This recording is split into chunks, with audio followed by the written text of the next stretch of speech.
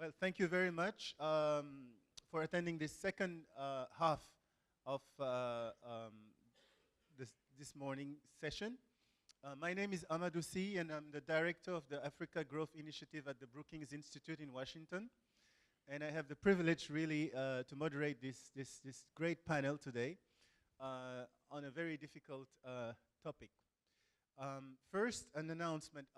We have Wi-Fi access in the room, and if you connect to La Palme Wi-Fi, the username in capital letters is overseas with an S at the end, and the password is institute. So overseas institute. So we have 1 hour, and we are the only ones standing between you and your lunch, so we'll keep it to 1 hour and try to finish by 1 o'clock. The topic of this panel is basically asking ourselves about the comparative advantage of international finance. So just to put a context, private capital flows are about now 80% of long-term flows. And this is the main type of financing for middle-income countries. And even for low-income, for 30% of low-income countries, private capital has now surpassed ODA. And the trend seems to be increasing. Actually, on the plane coming in the Financial Times, you see that this article on African private equity deals reaching a 7-year high. So this trend seems to be a consistent trend. The second point I wanted to make is that not only is the relative share of public finance, international public finance, diminishing, but we also have new partners. We have China, we have the other countries of the BRICS group, we have the Arab countries. So especially in sub-Saharan Africa, public finance, international public finance is now including a broader set of partners, and someone mentioned the South-South cooperation earlier. A third point is that developing countries' circumstances vary. In some countries, like the fragile countries, post-crisis countries, ODA is still very, very important. Now, that was the international part of it. If you look at the domestic part of it, government revenues are the largest source of development finance still. And today, we have Joe Amoako Tufour, who's a senior advisor at Asset and also a professor of economics at St. Xavier's University, who will tell us more about it, and who will also discuss the specific case of Ghana, if I'm not mistaken. A second point is that, finance is important, but before we raise the money, an obvious question is, well, what do we do with the money? What are the uses of money? And there's a lot of emphasis on infrastructure, and tomorrow there will be a presentation about infrastructure finance. But there's also a lot of focus on social sectors. And judging from the questions from the public in the previous session, this is something that the audience really is interested on. And to discuss social sectors and the compact between governments and their voters, we have Romilly, who is Romilly Greenhill, who's Team Leader Development Finance at ODI. Now, another way to also look at development finance is to ask ourselves, well, is development finance really going to assist or help African countries and developing countries in this transformation agenda? And there are lots of issues. I've mentioned infrastructure, agricultural value chains, natural resource extraction, and so on. But do we have blind spots? And if you look at the trends, for example, on urbanization, although Africa has not reached the urbanization rate of Latin America, which are about 80%. We are around 41%. Africa is the fastest urbanizing continent. And the issue of municipal infrastructure, urban infrastructure, is really crucial. And to discuss a very innovative deal involving the city of Dakar, USAID, and the Gates Foundation, we have Mrs. Susan Fine from USAID, who will tell us more about it. And last but not least, we were discussing before this morning about how during his stay, many people were mentioning climate change here in Ghana. The issue of climate finance, green finance, also blue finance. I'll stop to those two colors. We have Paul Steele, who's the Chief Economist, International Institute for Environment and Development. So we have about 8 to 10 minutes per panelist. 3 of them have PowerPoints, and that will be followed by Q&A. So we'll start with domestic finance mobilization and the role of international public finance. And I have to say that's something that is very important to me, because in terms of the political economy, if you look at what African countries, what developing countries really have a control of, to some extent, it's really domestic finance. So, Joe, I'll give you. Thank you very much, and thanks for inviting me to be a member of the panel. Do I need to shout more than this?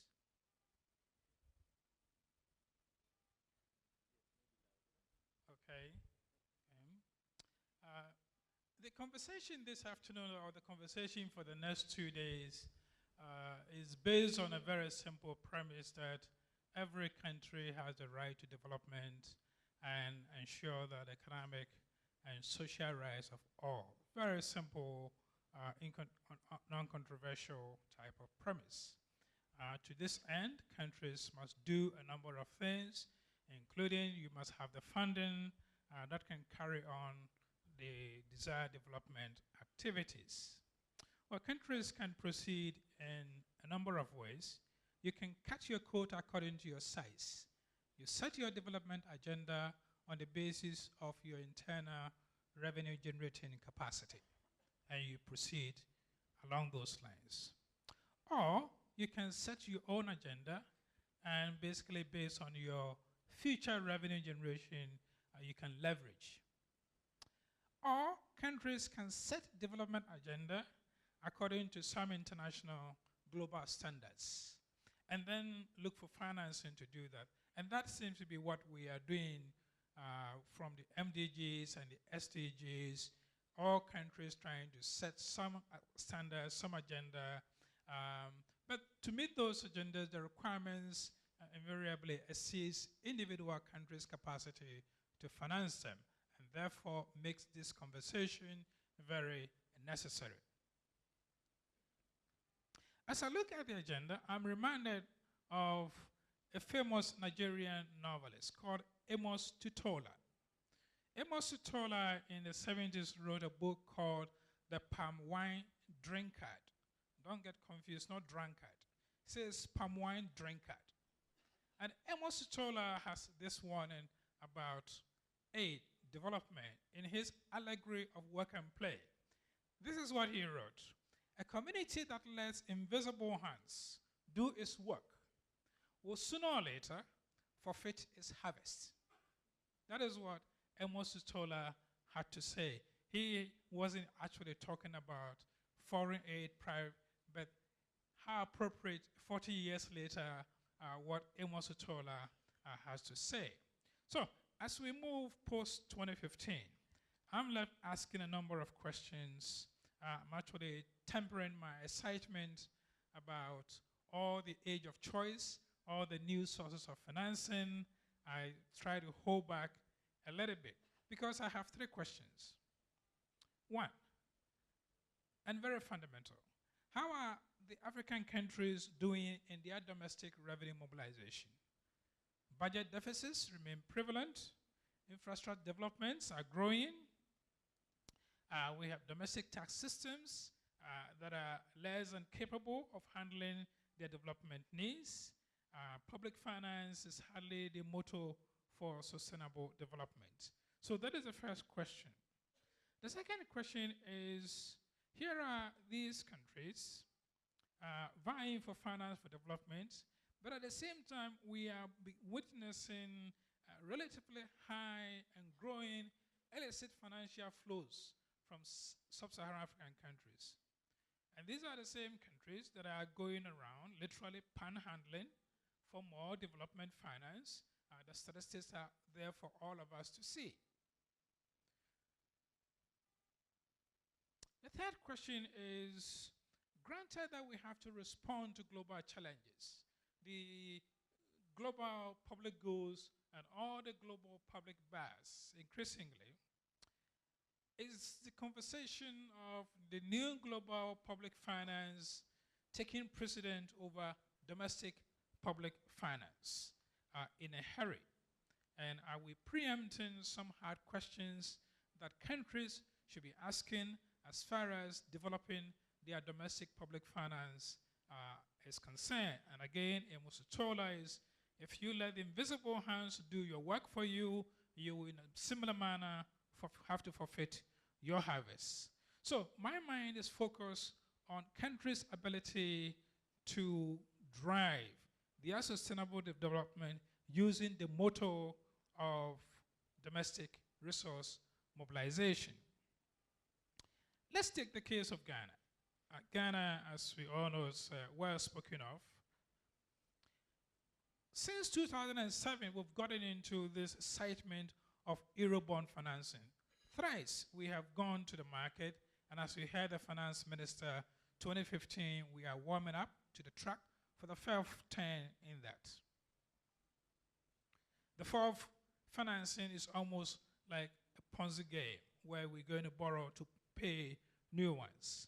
The public debt has risen from 37% to 67% over a matter of 5 years. The narrative is very familiar. If Ghana wants to achieve all its middle income goals, meet all the agenda, therefore some countries must come to its rescue. Question: how can countries like Ghana move themselves into a situation to service their debt? At what cost to households who, at the moment, appear they are being spared the burden of financing development if we can get these other flows coming in? Ghana has done very well in some sense. The economy has grown 6 to 8%. Over the past 6 years, the number of taxpayers roped into the tax net has really gone up. Corporate taxpayers by 86%, large taxpayer by 79%, self-employment by 26%, and the payee by 61%.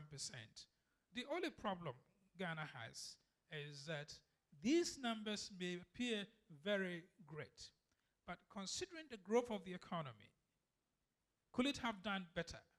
Is the tax net capable of roping in the growing number, the size of the economy, the taxpayers in the system? Because despite all the growth, both in the GDP and the number of taxpayers, you'll be surprised to find that, in fact, all the tax performance indicators are heading south.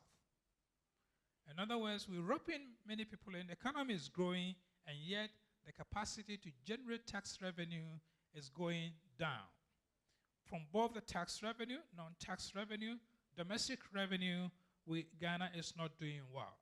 More specifically, direct taxes have stagnated.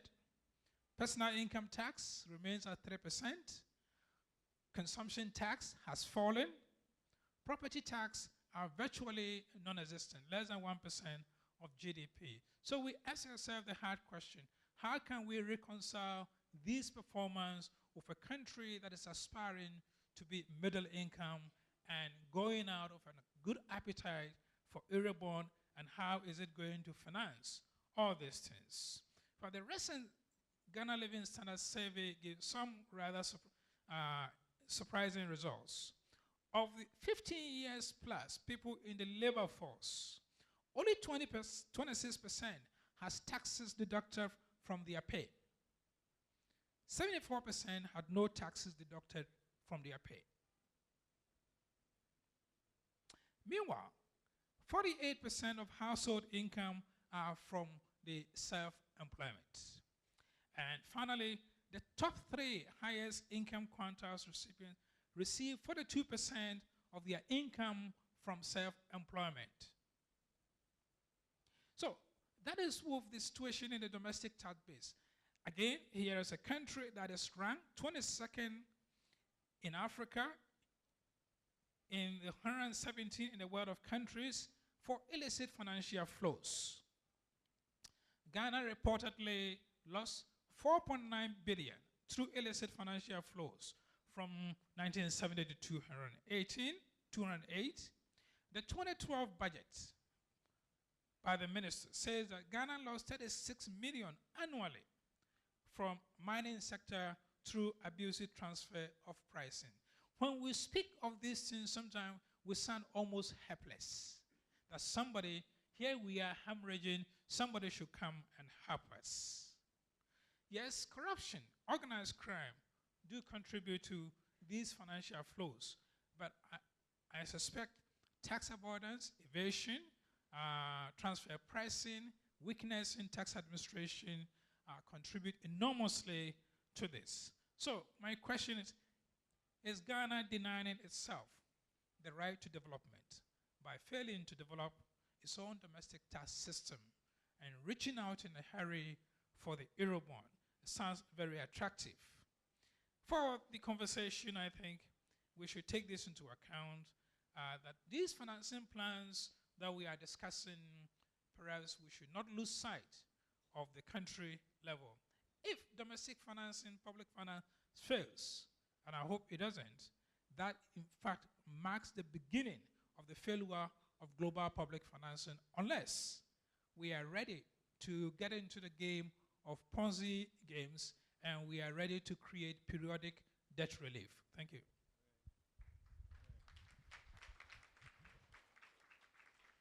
Thank you, Joe. Maybe just one statistics I found, and you can correct me if I'm wrong, but apparently aid for tax administration is less than 1% of total aid on average.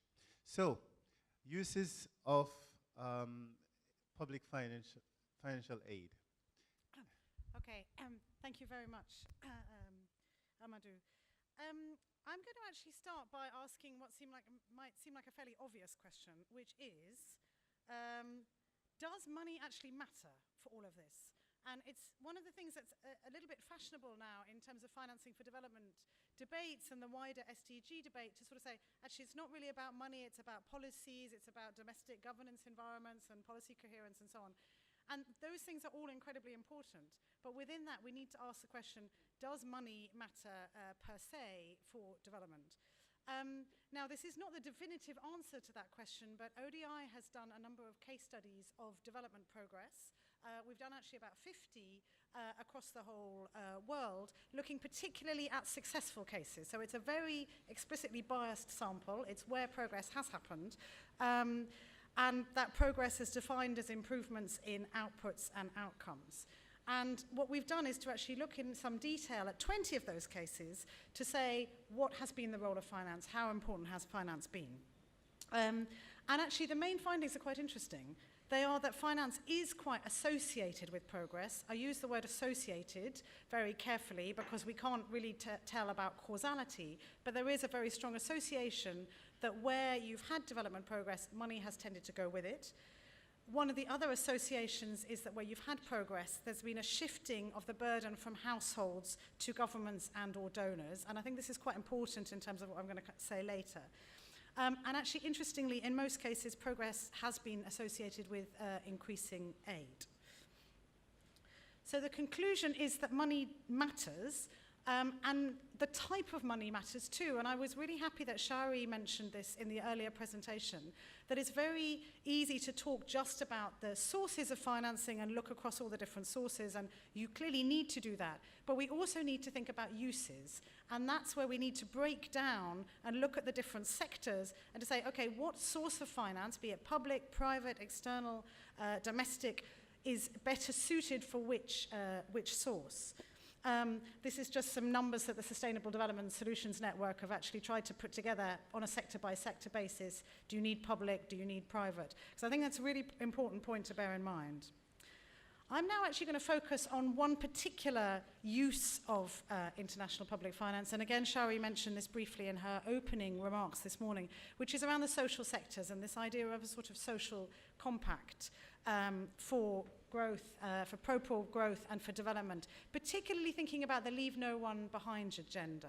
And again, we've heard a lot about Leave No One Behind. That's a really critical element of the SDGs. It's one of the big changes from the MDG agenda, that we're now talking about eradicating poverty in all its forms everywhere. And that's actually a very different challenge from the one that we've been facing over the last 15 years, which has been to halve extreme poverty. So what might this sort of social compact include? Obviously, this needs to be determined at the country level. It's very much about country decisions. Countries will have different sets of priorities. Some of the policies countries may want to look at are things like social assistance, including cash transfers, universal primary and secondary education, universal health coverage, and there are a number of others.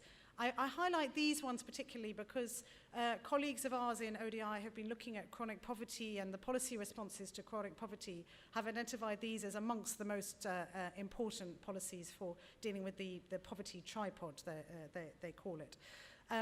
So these are some of the things that countries can look at. And actually, when you're looking at the sources of finance, these sectors by and large need public financing. As I mentioned, finance in these sectors is a necessary but not sufficient condition for progress. And public financing is important across all the sectors. In social assistance, cash transfers, it's very hard to see how that would be financed by private finance. Potentially philanthropy, person-to-person giving has a role here, and you can involve the private sector in terms of the technology side and so on. But in terms of the sources, it is essentially public. In terms of health, there's actually quite a lot of evidence now that compulsory public financing mechanisms that pool resources actually do better than private voluntary financing mechanisms, and that's also a finding that chimes with the case studies that I mentioned earlier. In education, I think it's well known now that user fees have blocked access, and private schools are important, but in terms of reaching the poorest of the poor, they haven't necessarily done the job. Now, I think we'd probably all agree in this room, and this links to the earlier presentation, that if we can fund these things domestically, that's probably the best option in terms of flexibility, government ownership, control, accountability, all those sorts of issues. But actually, some of the research that we've done has shown that that is not sufficient across the vast majority, I think all low-income countries and some LMICs as well.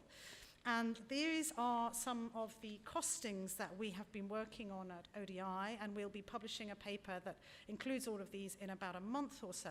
I'll just explain the diagram because it's a little bit complex. So the purple line looks at revenue capacity by country. Now, this is potential revenue, not actual revenue, and I think that's very important in light of the previous discussion. So this is based on some IMF and World Bank assessments of what's the feasible tax capacity for countries based on their current economic structure and structure of the economy, share of agriculture and industry, and so on. So what could they be collecting? Now, of course, countries can't spend all of these revenues on the social sectors. Obviously, they need to fund infrastructure and public administration and defense and so on. So we take an assumption, which is that maybe they could spend 50%. Now, that I have to be clear, this is absolutely not a recommendation that that is what countries could need to be spending. We're not talking about earmarking or sectoral targets or anything. But if we're trying to look at what are the overall needs, it's an assumption we just use for the purpose of this model. We then look at the existing aid, which is the yellow bar. Again, we're saying, okay, maybe half of that could go to the social sectors, again, because of the range of other needs that are being looked at.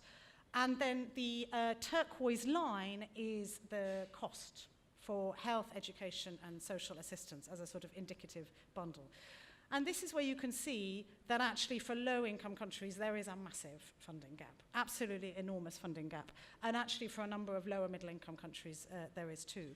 So I think it's really important to think about domestic resource mobilization. That is critical, and I don't think anybody would disagree with that. But if we're really going to reach the level of ambition that's set in the SDGs and be serious about leaving no one behind, actually there's a massive need for concessional international public finance. The other point I wanted to make is that we do need to make sure that concessional international public finance, by which I mean ODA and finance that's provided through South-South cooperation on sort of similar ODA terms, needs to be made fit for purpose in the new SDG era. And there's three things really that I want to highlight. First, on volume and allocation, we do need more concessional IPF for the low income and lower middle income countries, and particularly actually for the fragile states where the majority of poor people will be living by 2030. 0.7, there's a lot of discussion about that, but actually our costings show that it remains incredibly important. We do also need to think about the non-DAC IPF, South-South cooperation has come up. I think the first step is probably to improve reporting and communication and transparency of those flows in terms of helping to get a better grip of where they're going and what they're being used for. And then some of the allocation modeling that we've done has suggested that at least 50% of those flows need to go to least developed countries, actually. On delivery, we heard a little bit this morning about aid effectiveness. We need to think about a new effectiveness agenda for a new era, and that essentially needs to build on what was included in the Paris Declaration, but actually add some new issues that are particularly relevant both for the fragile states, where, as I mentioned, most poor people will be living, and then also to build on some of the evidence of what we've learned from the aid effectiveness agenda over the last 10 years or so. And what we've learned is really about the importance of adaptive programming, of addressing governance and political bottlenecks when aid is being provided. And some colleagues of ours have done a lot more work on adaptive programming and how you actually do that. Also, long-term approaches and acting fast. I can't remember who was it that said this morning that, China might turn up and build your hospital in 7 months, and wouldn't you actually want that to happen rather than wait a long time to negotiate with other providers? So actually speed is a really critical thing. Then in terms of architecture, we need to think much more about multilaterals and working multilaterally, partly because if we think about working in fragile states, much more that does mean taking on greater risks, greater risk sharing, taking longer term approaches, and some of the funding that's needed for the social sectors is very much about predictable long-term financing, which by and large the multilaterals are well placed to provide. And so I'm happy that we've heard this morning quite a lot about what the multilaterals are planning to do for the SDG agenda. And then my last, how much time have I got, Amadou? Am I?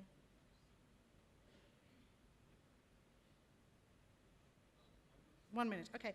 And the last thing, if you look across the social sectors, we already have a global fund for AIDS, TB, and malaria. We need to widen that, I think, to make it a global fund for health financing and health systems more broadly.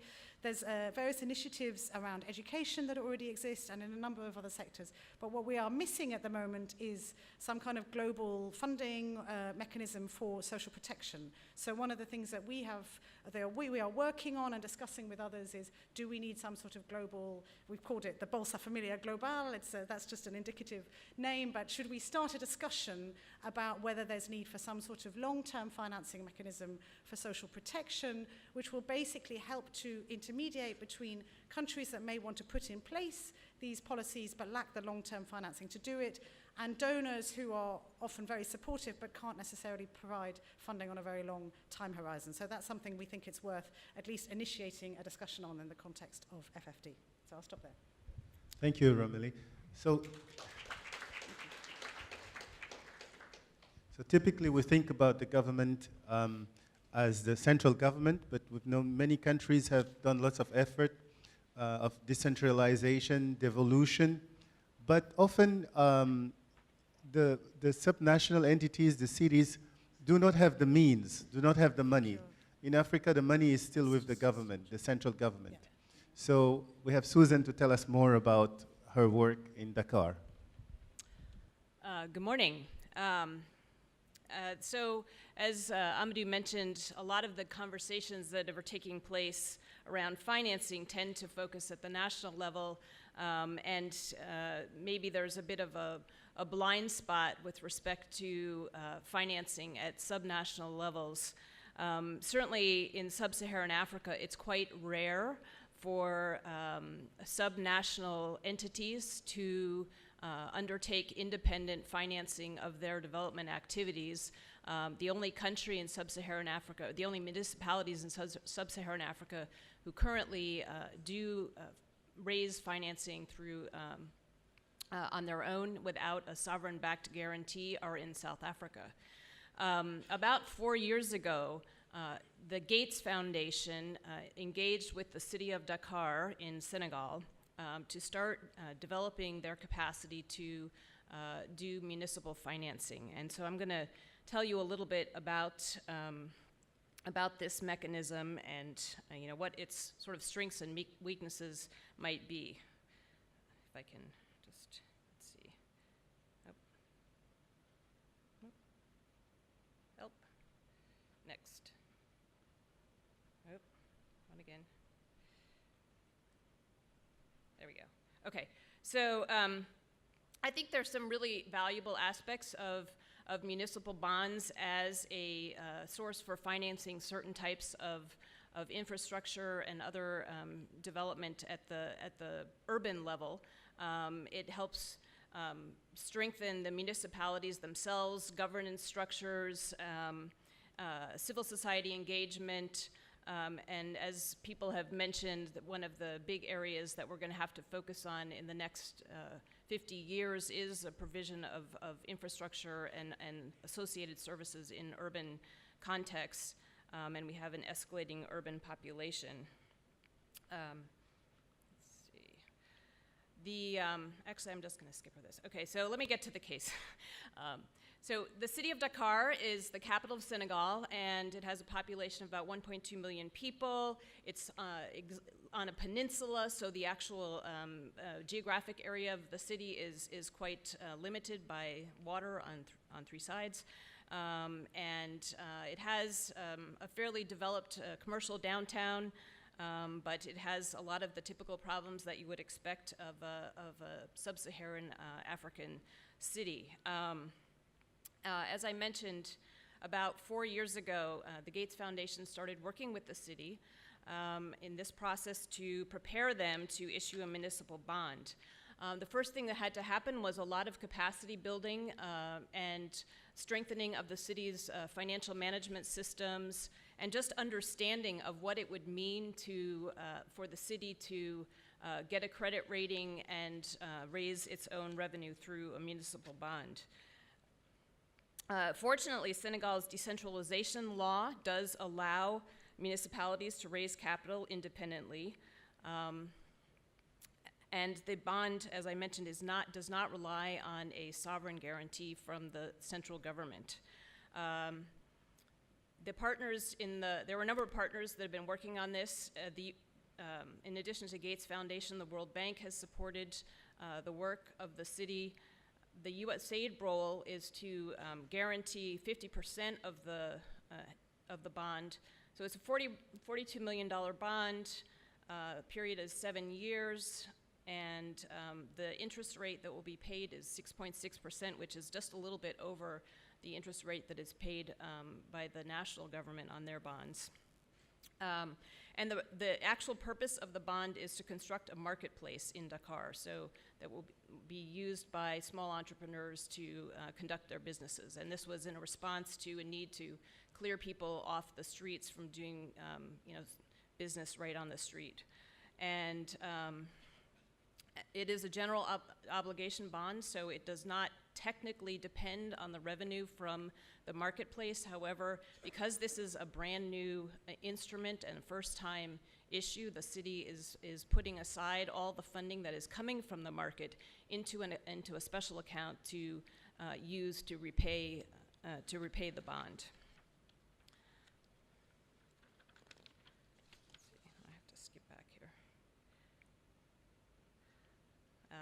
mentioned general obligation bond, yes. USAID's role, as I mentioned, was to guarantee it. I want to talk a little bit about some of the challenges that were associated with this. Sorry. I don't have this very well done here. Ooh. Go back. Oh. Oh, goodness. I apologize. My papers are out of order. Okay. So, one of the first things that the city had to do was to get a credit rating. And they first did that process privately so that they would learn from the experience and what were their strengths and weaknesses in terms of their financial systems, their ability to project their revenues, to assess the viability of the project. They also had to go through a lot of work to identify an appropriate project for this bond, a project that was going to be a revenue-raising project, but also a project that served a social purpose. The role of the World Bank was to finance the public rating, and it turned out that the city was able to obtain an investment-grade rating. That was obviously very important in providing confidence going forward on this bond issue. Another aspect that was quite challenging was to work with the regional authorities that are involved in bond issuance. Senegal is part of the West African Economic and Monetary Union, and so it had to work within the context and the regional institutions that are associated with that.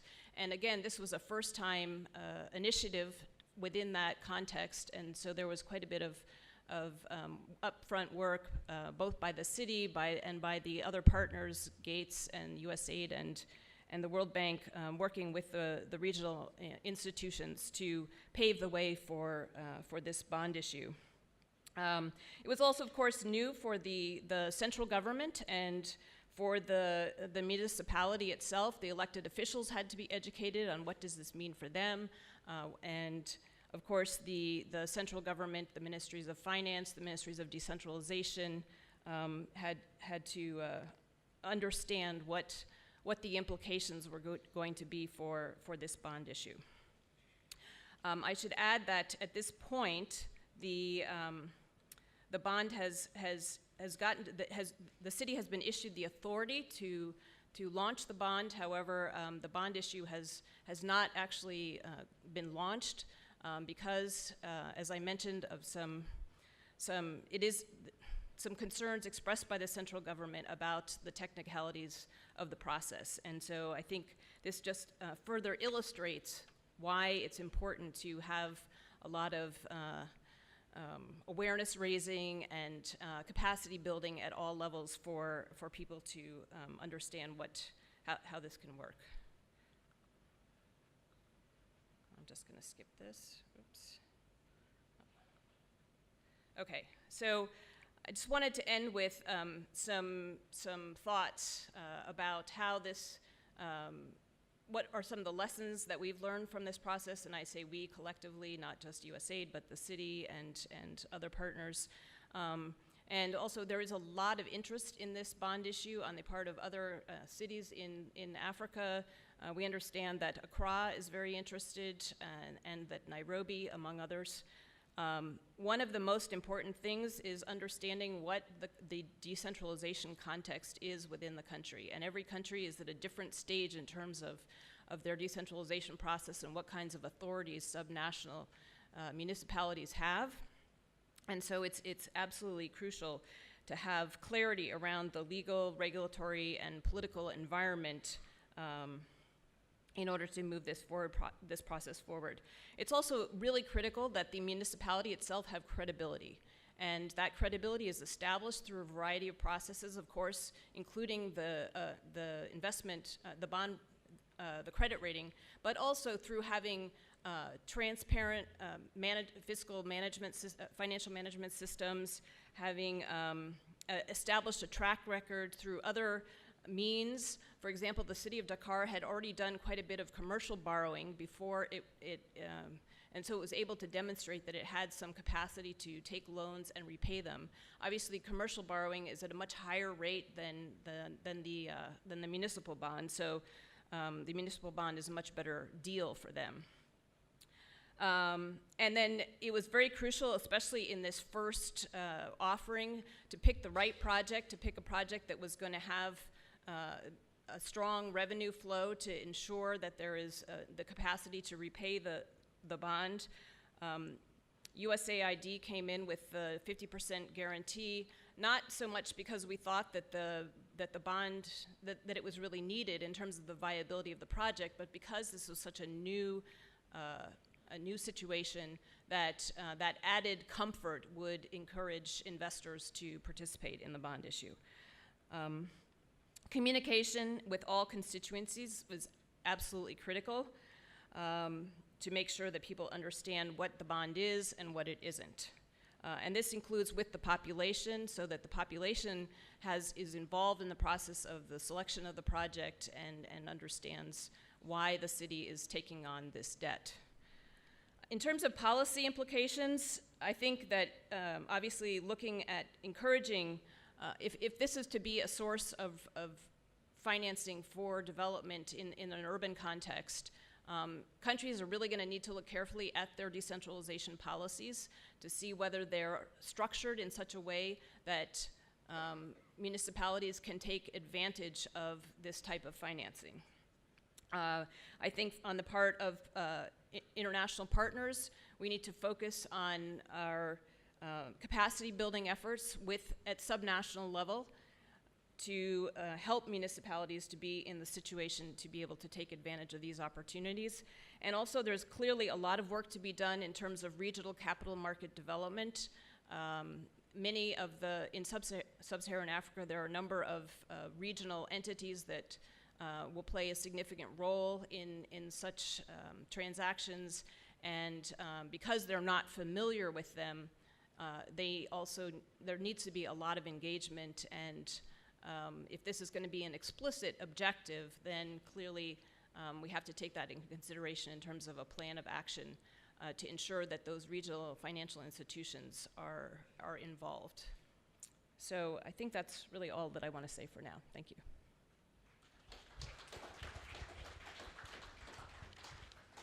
Thank you. Of course, you have to visit Dakar.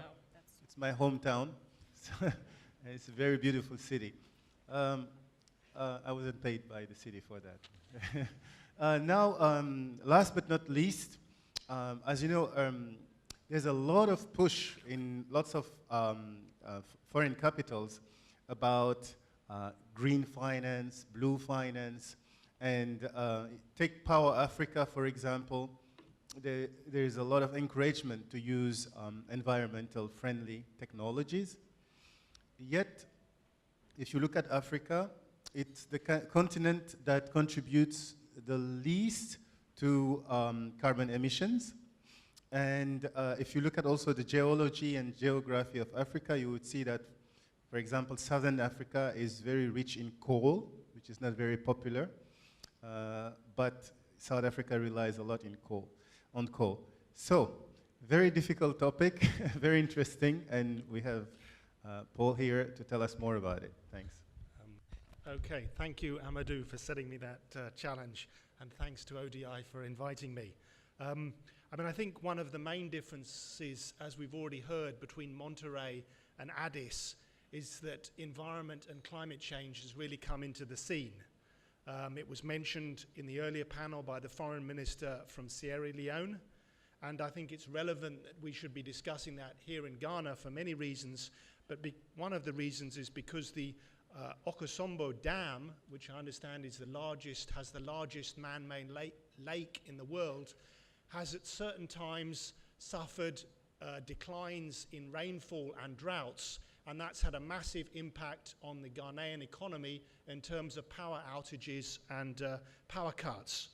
So it's very closely linked here in Ghana, and just as an aside, the founder of my institute, the International Institute for Environment and Development, actually spent some of her formative years living here in Accra while her husband was helping the Ghanaian government to develop the Akosombo Dam. So I think it's vital that ministries of finance and the FFD process do take account of these issues around environment and climate change. And I'm going to just put up 4 quick slides to illustrate some of the issues.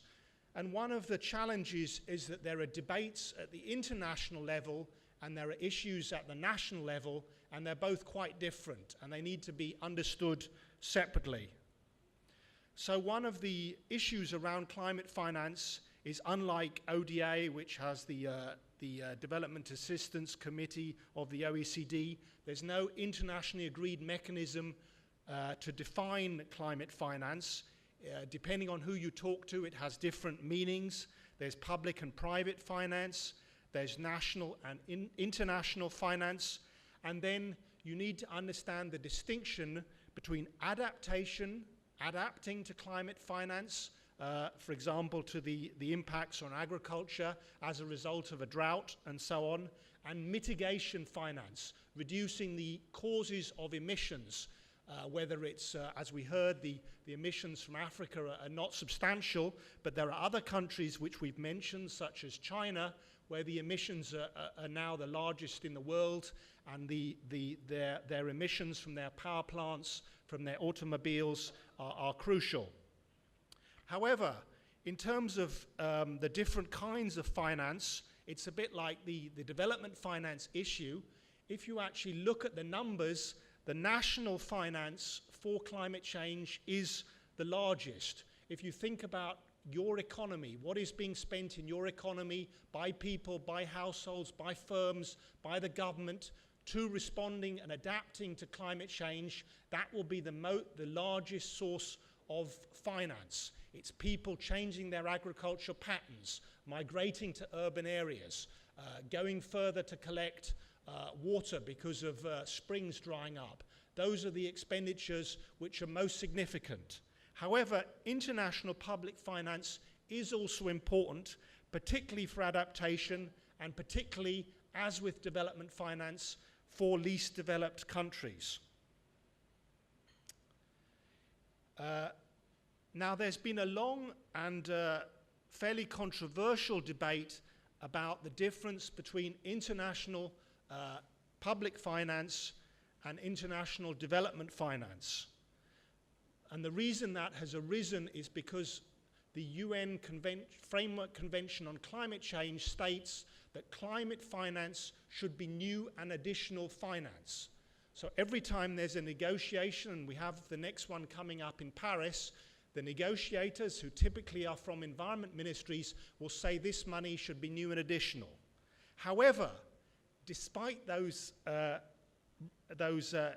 being in the convention, in fact, if you look at the data of what the bilateral donors are counting, the way they're counting their international climate public finance, they're counting it as ODA, as official development assistance. So they're including it in their ODA figures. And when you look at how much of the ODA was related to climate change, the figures are already quite big, and they're growing every day. So climate international public finance in 2013 was 23 billion, or 17% of total bilateral ODA. So quite large numbers are being spent here, both on adaptation and on mitigation. The issue is, how do we relate this money to development finance? Now, I think it's important, and I think this has not been made clear enough in the discussions around FFD or the discussions around Paris, and my proposal to the drafters of FFD is you need to make a distinction. You need to distinguish between adaptation finance and mitigation finance. In terms of adaptation and development, it's impossible to make a separation. These things are inseparable. If you're spending money on agriculture, you want to make sure that that agriculture is also climate resilient. So trying to separate when you're spending on climate change in making agriculture resilient and when you're spending development finance on agriculture doesn't make sense. However, I would argue that for mitigation, you can make a difference. And if you look at mitigation, most of the ODA money being spent by the DAC is actually on mitigation. When you look at the funds that are only being spent on mitigation in middle-income countries, this was $8 billion, or 6% of bilateral ODA. So quite large numbers.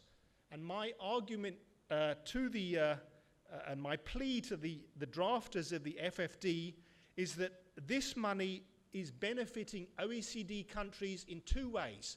First of all, as with some other aid, but particularly with climate mitigation technologies, many of these technologies are coming from OECD countries themselves, so they're benefiting. And secondly, some countries are including this money as a way of reducing their own emission targets. And we just saw that recently with Switzerland, who said that some of their emission reductions are going to be achieved by reducing emissions in overseas countries. And the second point about this mitigation finance in middle-income countries is it's not related to poverty reduction. It's about changing large-scale power plants to make them more efficient. It's not related to the social sectors, the kind of things that Romilly was talking about, where we need development finance. So for these reasons, my plea to you is that international public finance for climate mitigation in middle-income countries should no longer be counted as official development assistance, which would free up about $8 billion, as I said, or 6% of bilateral ODA, which could then go to social spending and to spending in least developed countries. So that's the issue at the international level. Now I want to turn to the issue at the national level, at the domestic level, and to present to you what you know as those of you working in ministries of finance or working with ministries of finance. This is what you see when you look at the international public finance system, including climate change, which just makes it even worse. You have all these multiple flows coming down to your ministry, whether it's a line ministry, whether it's to the Ministry of Finance, whether it's to the utility, whether it's to the local authority, whether it's private sector finance, concessional finance, public finance, and all these different flows. Now, superimposed upon that, we're creating a new parallel system with climate finance, which is not learning the lessons of development finance, all the lessons of the Paris process, of the Busan process about development effectiveness and how to make these finance flows more effective. So this is how climate finance is then being superimposed on this process. This is how I think we should move to a more integrated system, which I think is being called by some in the FFD process an integrated sustainable development finance framework. This is not a new framework. This is the framework which should use your national planning and your national budgeting process, whether it's at the national level or at the local level. So you have the different finance flows coming into the national budget. The national budget is guided by the National Development Plan, and importantly, you see these triangles along the bottom: climate change, the Sustainable Development Goals, disaster risk reduction. All these issues are integrated into the National Development Plan and direct and guide the budget. So climate change and the SDGs are integrated into the budget process so that you don't have to have these separate parallel processes around development finance, around climate finance, but the funds can be integrated into your budget process. Now, sometimes the donors will say, we have issues with your budget process, and that is why public financial management is so important. This is important not just for development finance, but also for climate finance, in order to make sure that the new funds coming on stream from the Green Climate Fund, from the other sources of finance, are integrated into your budget process. You need to have efficient public financial management so you can demonstrate that these things should be brought on budget into your budget process. So I'll stop there. Thank you very much.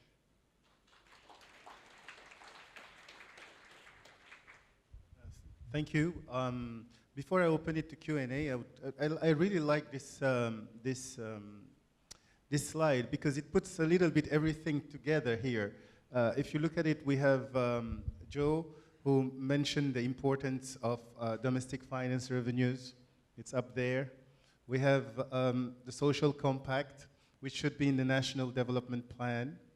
And then I guess what's missing maybe is the subnational level, which is a different conversation, but should be up there if you integrate with the national budget. So maybe before I open it to the floor, just a couple of questions to each. Joe, if you've made a good diagnostic of the problems, the challenges in terms of not enough emphasis on raising domestic finance. Maybe you could give us some solutions in terms of integrated your diagnostic in a broader conversation. What is the role of public finance, international public finance, if there is any, according to you? Susan, maybe you can tell us a little bit more about how the issuance of the domestic bond, of the municipal bond, is helping develop domestic capital markets, because the bond is in local currency. So if you just put it also, I think it's complementary. One way is to strengthen the domestic revenues, but another way is also use a local investor base. So you could tell us more about, you know, who is this local investor base? And Susan, just if you look at this graph, are you okay with this? Because you mentioned sectoral targets, but this money is fungible in a sense, but if you look at this, it seems that we will have a general target. Lots of effort have gone into trying to have more transparency in terms of sectors. So what do you think about this type of graph? And finally, again, last but not least, can you tell us a little bit more about the Green Fund? Thanks.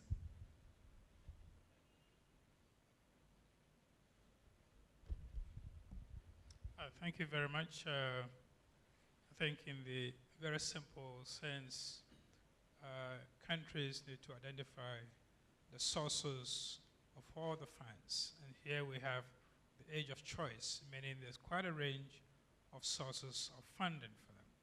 The responsibility for national government is how to map these sources of funds to the users of the funds.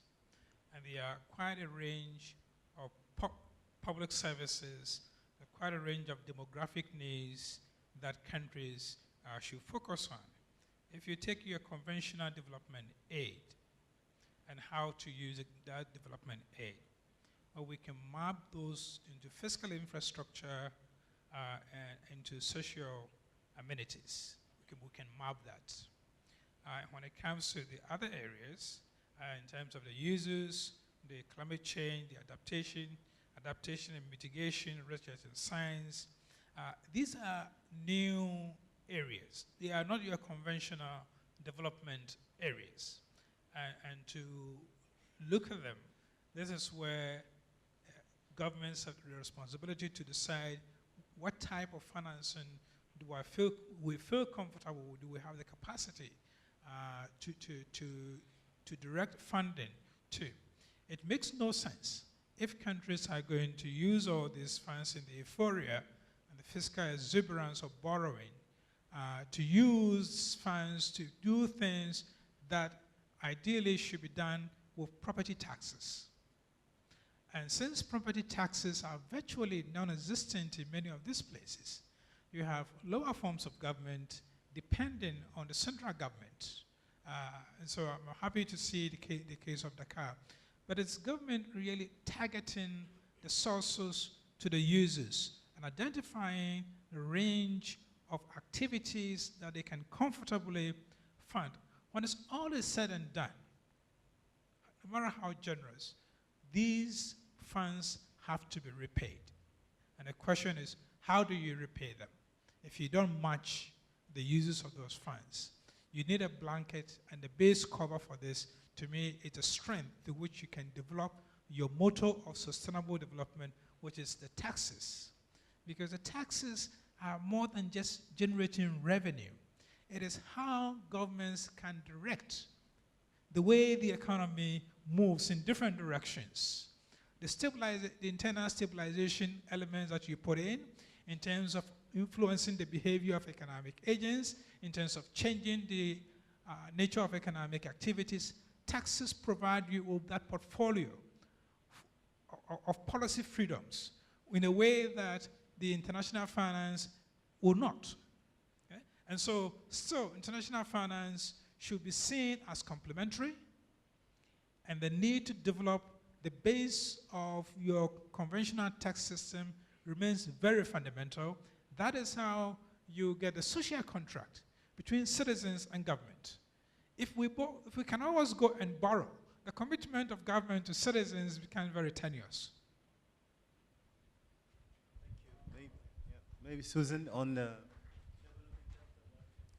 Yeah, so our expectation is, with respect to the bond, that approximately 70% of the purchasers will be Senegalese or regional West African institutions. We know that there are a number of commercial banks who are interested in purchasing the bond. We know that there are other insurance companies and possibly some pension funds. So there is interest, and our expectation is they'll be primarily either Senegalese or West African regional types of entities. I think that one of the values of having this as an opportunity is it does diversify the investment opportunities within the sub-region, and that's good for the development of the private sector in general.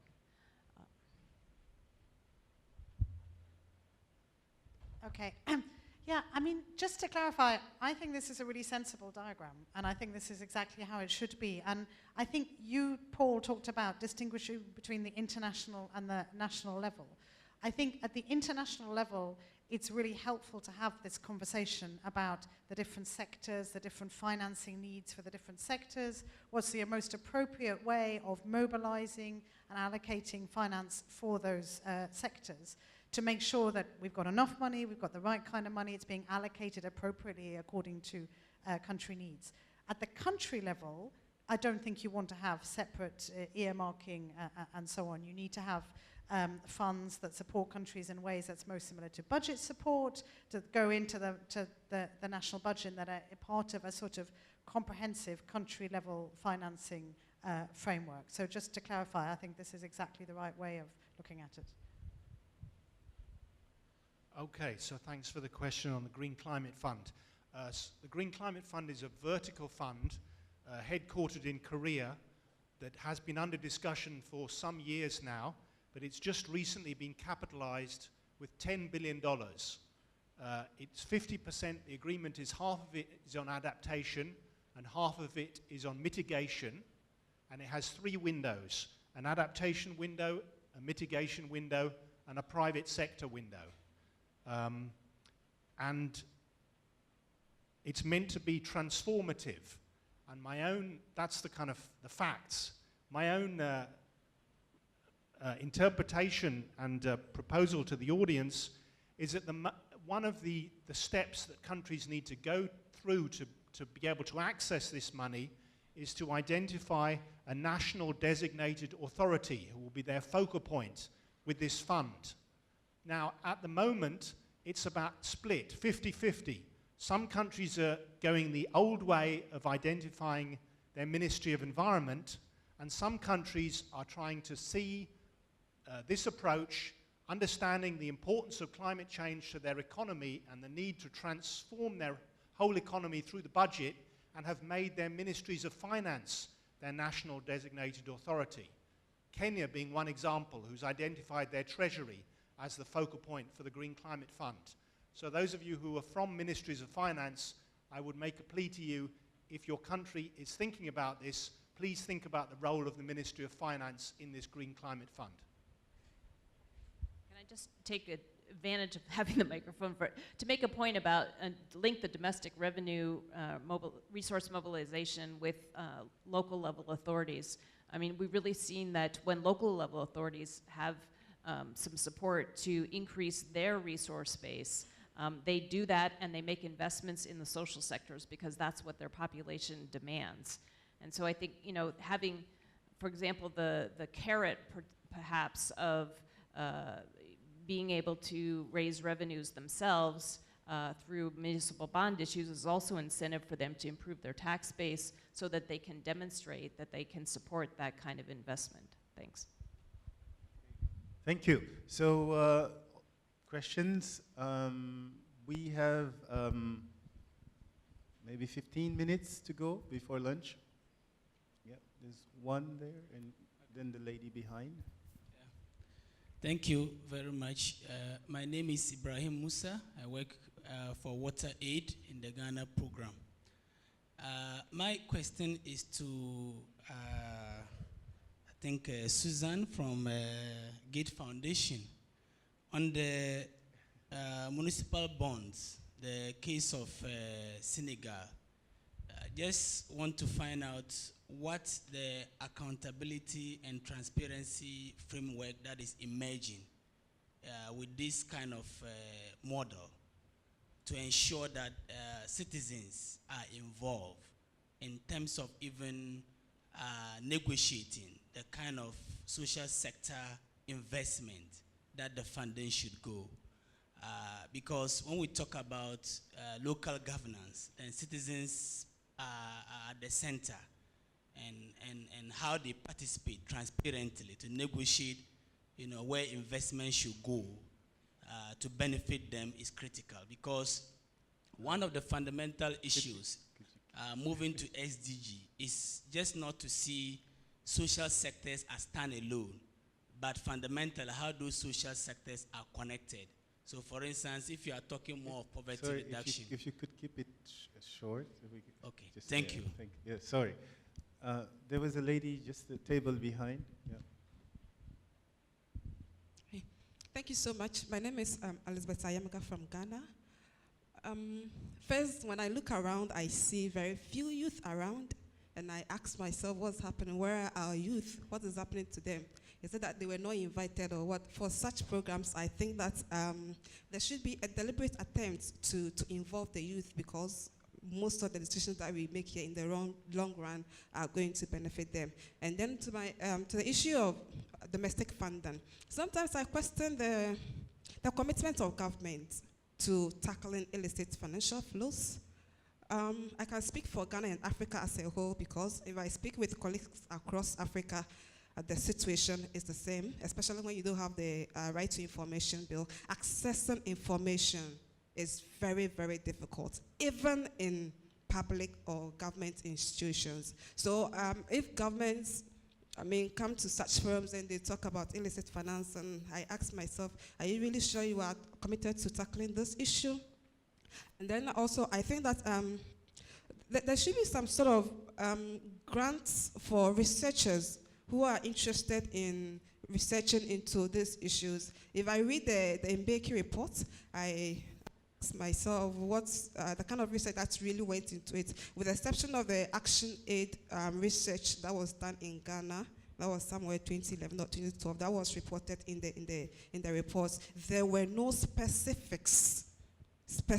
examples of illicit financial flows. So if you are recommending that the monies that has been repatriated illicitly should be repatriated back to the country, I ask myself, how are you going to get it back when you don't have concrete evidence to show that this is what this particular company or this institution has done? Okay, thank you. I can take one Sherry, and one last question here. Thank you. I just have two quick questions. So the first is for Susan. I thought your presentation was great, and but I didn't realize until the very end that this was in local currency under local law. And so, and we, in fact, as we've been working on the outcome document, we've gotten people talking about municipalities issuing on the international capital markets, which is incredibly risky. And so it's wonderful if the presentation can really emphasize the importance of that piece of it. And the second question is in terms of climate finance and adaptation and mitigation and this issue of incorporating them into the outcome document. And there has been, I just want to give a little color in terms of some of the discussions, because both developed and developing countries have been very pushing back on that inclusion for different reasons. Developing countries because they want it to be, they want all climate finance to be additional, and so they're afraid that bringing this in could mean that some of it will not be additional. And from developed countries, they want all of it to be considered 100%, that all of this is development. And so there's been, so in the end, you have, it's a political process, and the outcome document's going to reflect the political views. And so really, if you want this to be in, you need to talk to your political representatives, and you need to sort of go from that side to have the representatives be the ones to bring this into the discussion, because now there's a lot of pushback on that from both sides. Thank you. Yeah. One more question here, and the last one here. Thank you. My name is Peter Chawla. I'm also from the United Nations. A further question to Susan on the municipal finance, because I think this is a really interesting case. But during your presentation, I think you mentioned that you spent a long time thinking about searching for the right project for this financing mechanism. And I wanted you to maybe talk a little bit more about that, because I would have thought the perspective would come the other way, start with the project and look for the right financing mechanism for it. And why were you approaching it from the financing mechanism first? And what was a bit of the mechanism for the discussions in terms of where the municipal government came from and how that decision came about? Thank you. We'll take one last question here, at least, and we can see whether we are allowed to do another round. Yes, my question goes to Susan. Can you speak louder, please? About the municipal bond. I read with excitement the issuance of that bond, but again, I wasn't too surprised when it was on hold, because I do know that this whole concept of decentralization needs to be worked on, and if we don't do that, we have so many big cities in Africa that could do the same and move on with many big projects for developmental purposes. But then, at a certain point in time, we're going to have the government or the central government holding on all of this. So what are you trying to do to make sure that that bond goes through, or perhaps in other countries that you can support that it goes through? Because I do know that the political arm has a problem somewhere, somehow. So what are you doing to make sure that if you have to support any other city, it goes through? And what are you doing to make sure that for Dakar it goes through? Okay, thank you. So we had a lot of questions for Susan in particular, but so we'll start with you. Yeah. Okay, well, I'll try and wrap it all up into one response. With respect to transparency and accountability, obviously I think the first mechanism is the fact that the mayor and the city council are elected officials, and they are required to represent their constituencies and to report back to their constituencies. Believe me, Senegal is a very vibrant democracy, and there's lots of open debate about these issues, so there's nothing that can really get swept under the rug. The city did undergo quite an extensive consultation process to identify citizens' priorities for urban development. There were, having a marketplace was not the only priority that was identified by the population. Garbage collection and sanitation and other things were also obviously priorities. But in terms of the question about, well, why did you search for the project? I mean, I think there was a sense that let's try to use this revenue source of a municipal bond because it does augment the other resources that are available for development of the city. And it was, and the reason that they decided to on the market was because it met both the social objective, but it also produced revenue. And they felt that for this first bond issue, having a project that is clearly a revenue-producing project would provide additional comfort to the investors. The revenue resources are put in a separate account to be used to repay the bond. And so I think the approach this time, because it's new, was to be super cautious and to do everything possible to make it attractive and as least risk to the investors. Let's see, the other one was around what are we doing to ensure that it goes through? I mean, my view is that having this go through is a win for everybody. It's a win for the city, it's a win for the central government. It shows the success of Senegal's decentralization policy, and it is, I mean, the theme of this event is about how do we identify sources of financing for development. And it seems to me that municipal finance can be really a force multiplier because it doesn't add to the sovereign debt burden of the national government. It is a new source of financing. And that, of course, is contingent on the fact that you identify projects that are financially viable and will be accepted by the market.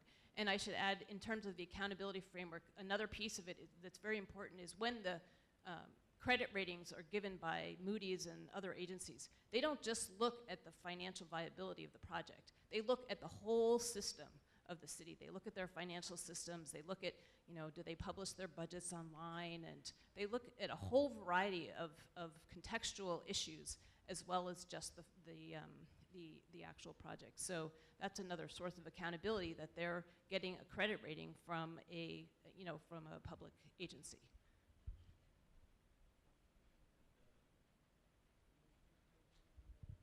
Yeah, well, thank you, Cherie, for raising the issue about the kind of breakdown in negotiations. I'm looking forward to seeing, if anything, the FFD says about climate finance. I mean, it seems to me, I was conscious of this kind of breakdown in trust, which is why I tried to make this proposal as a way out. It seems we've got the worst of both worlds.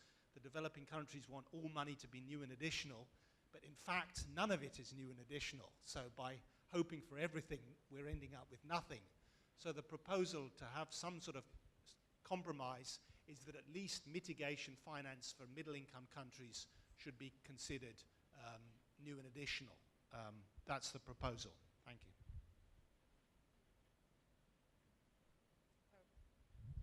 I think I escaped quite lightly without getting any specific questions for me, but I'll maybe just respond on the point about youth, which is, in terms of this particular event, I don't believe that we outreach particularly to youth, but we did have a fairly open process where people could apply if they wanted to come. But maybe that's a lesson for next time, that it's worth trying to get a wider audience or potentially run sort of side events or spin-off events, but just to clarify on that.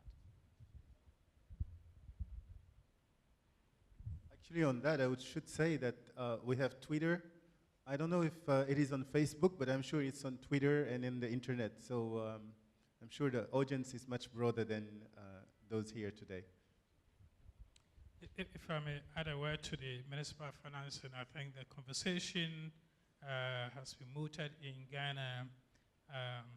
But there are a lot of challenges in this. In the first place, the general public financial management, how we ensure that even borrowed money finds its way into the treasury and accounted for, remains a problem. We need to be realistic about this. If governments go out to borrow money, to raise financing, what are the mechanisms within the system to make sure that, yes, every penny is accounted for? Add on to that, if you have a municipal government, I know that municipal financing will go a very long way to help on many things. But if you don't have a system in place that ensures the accountability and transparency, if municipal heads are politically appointed, then municipal financing becomes somewhat nothing more than another source of potential source of gravy for political systems. So I don't know how the system is in Dakar, but you require a clear electoral system, non-partisan municipal governments that elected can be accounted for, and make sure that every money raised goes to provide for municipal services. I think the potential is great in many places, in Accra, in Tema, huge property tax bases, but you need to take the politics out of it first. Okay, so just to say that the mayor of Dakar is not from the same political party as the president, and is seen as a potential presidential candidate. Anyways, just to finish with that, I would like to invite Gideon to provide further details about the next big event, which is lunchtime.